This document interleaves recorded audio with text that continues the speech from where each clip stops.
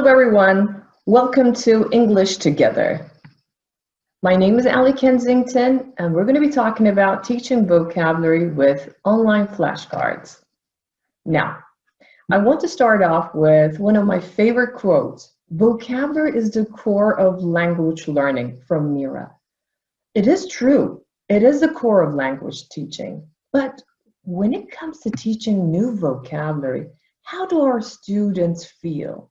Now, this question goes to you. What do your students find hard about learning new vocabulary? Let's take a look at the answers.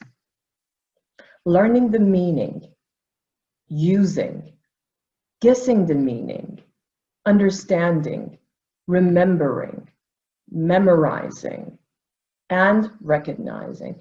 I got these results from a research on vocabulary learning problems encountered. I don't want to give the ratios because it depends from country to country. Okay, but how are we going to overcome these difficulties? Now, let's take a look at them. Clarity. Whatever we teach, we need to make it explicit. They need to understand, and it has to be very, very clear. Our second problem is transferring the information into long-term memory. Throughout my experience, what I can tell is, from my observation and teaching years, I remember we used to teach something, next morning it wasn't there. Why? Maybe because we weren't doing enough recycling, or maybe when it comes to production level, we weren't giving them enough material to produce to use it, which we're going to be coming to that very soon. So transferring the information into long-term memory and to make vocabulary memorable, that is the key that we're going to be focusing on. Real life context. Whatever we do, it shouldn't be abstract. The vocabulary should never stay abstract. We should create real life context so they can see where to use it and how to use it in real life. And of course, another thing, personalization. We need to make sure the examples we're giving, especially in the production level, it has to be personalized so students can think and feel that they can relate to, they can use it, and they can internalize it with personalized activities. Success-oriented activities. Now, this is something I would really like to talk about because we sometimes love challenging our students from the very beginning.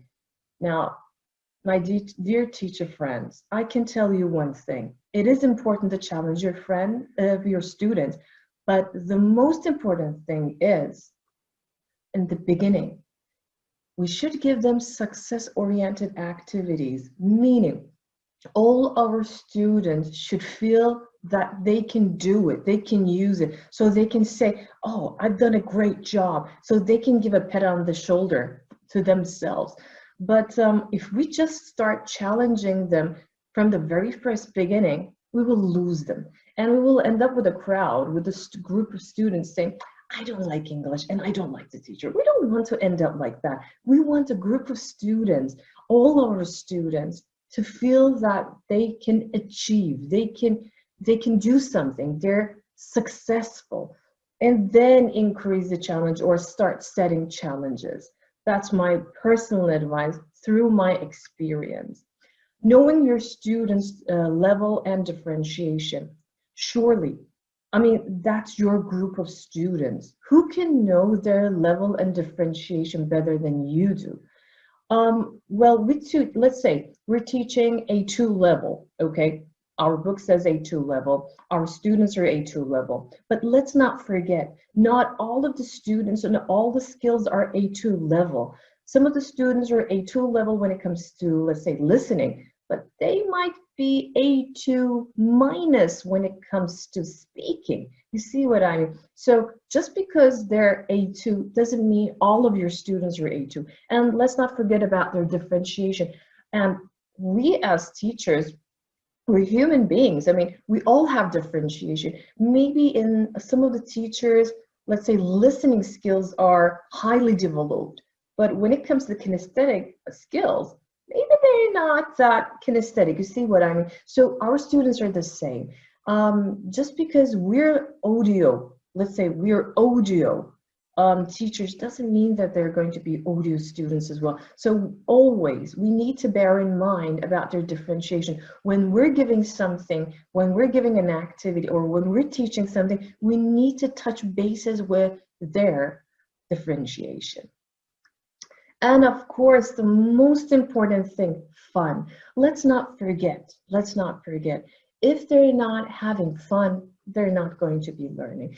This is something I always say. It is difficult, especially when it comes to classroom management, when we're doing virtual lessons, online lessons. It is difficult. You can't get your students to switch on the cameras. Maybe they're not vocal, they don't like speaking. But if you put this fun element in, trust me, maybe not the first time, but the second time, they will start switching on their cameras and participating, because that is one of the most important elements of teaching. Think about yourselves. If you're not having fun, will you participate? No, I wouldn't. Okay, moving on. So today we're going to be focusing on PPP. I bet you're all saying, oh, Ali, we already know what's PPP.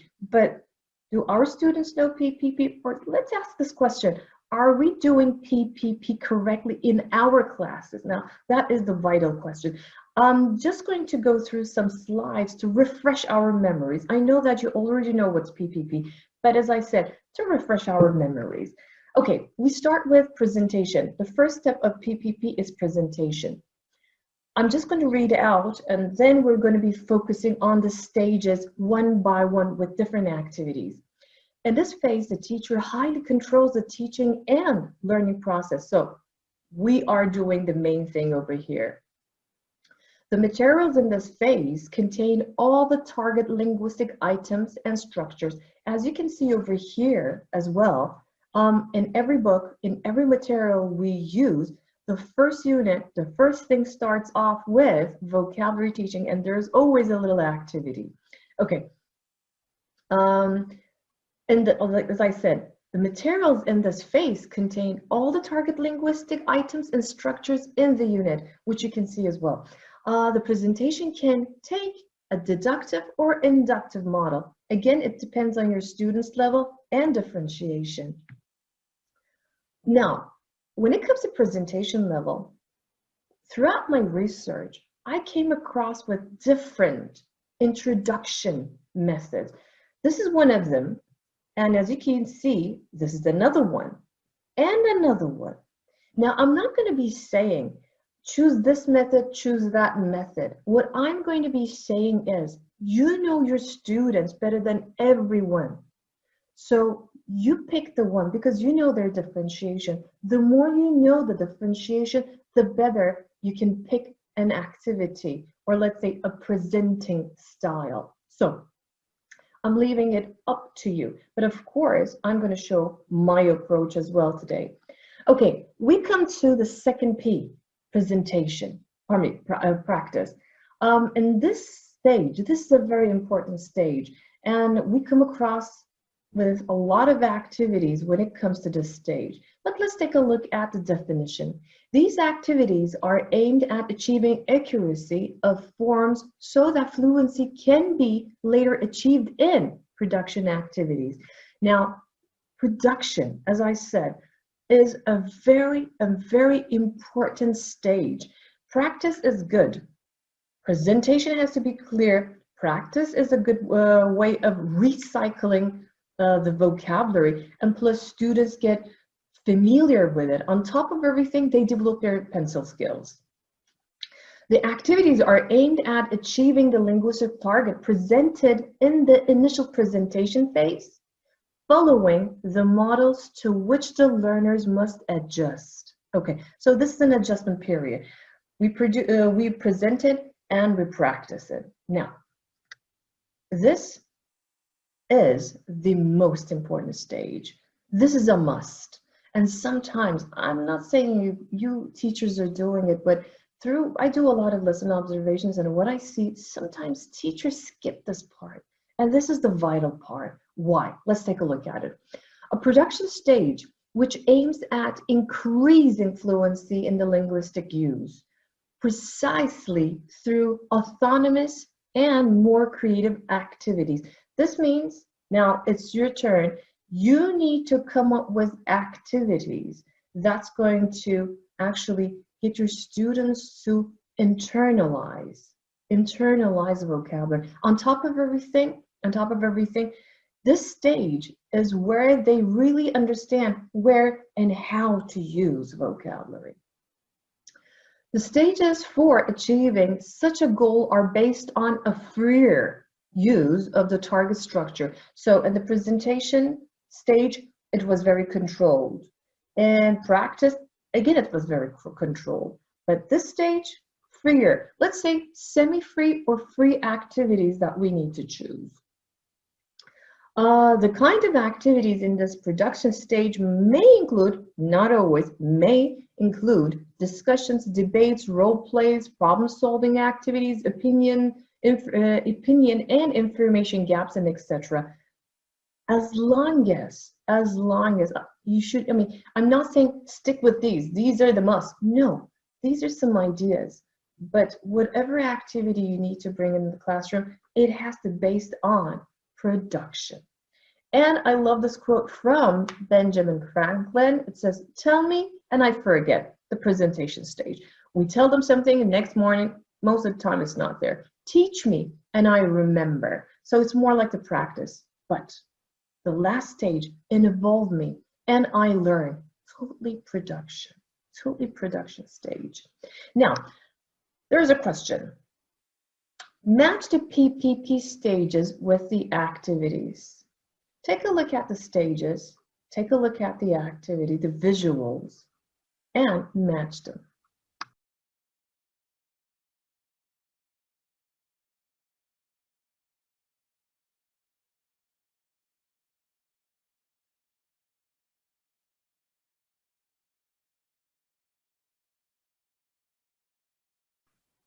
And there you go. This is the key. For presentation, we have C, visual C. And for practice, we have A.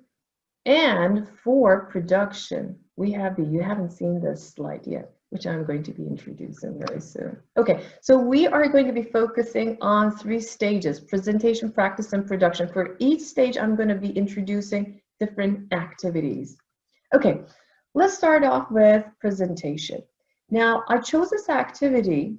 It's a very audio activity. What I want you to do is, please, you can apply. It's not for, okay, I got this activity from Think Book 1, Student Book 1, but you can apply the strategy to different vocabulary teaching.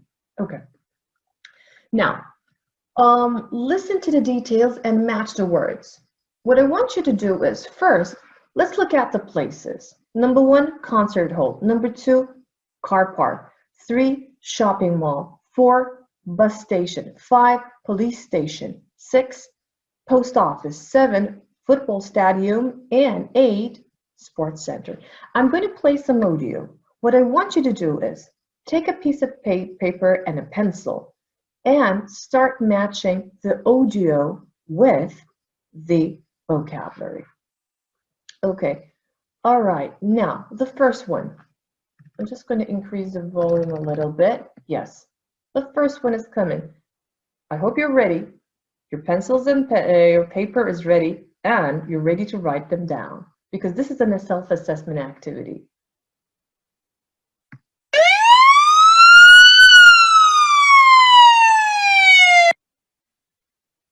And the second one is coming, B.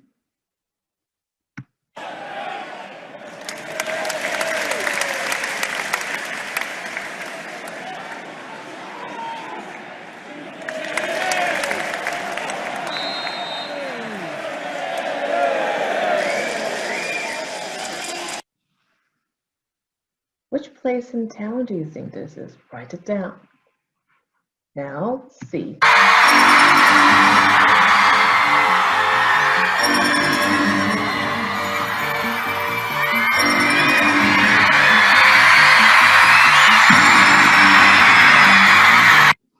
I think you would be saying, oh, this was easy. Okay, and D.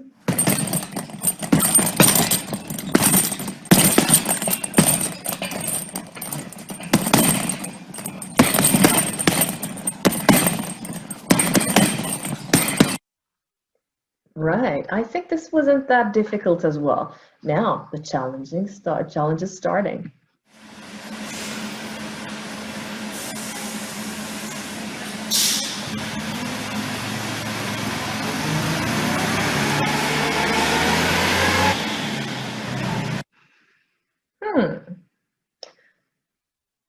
I can hear you saying that this wasn't that bad. Now, let's listen to F.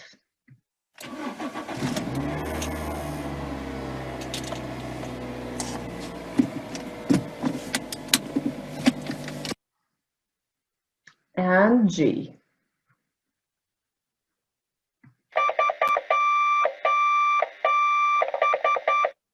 What can this be? And the last one. Preview.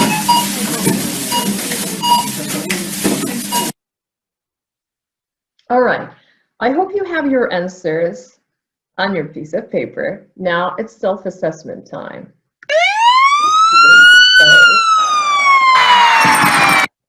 All right, now self-assessment, as I said.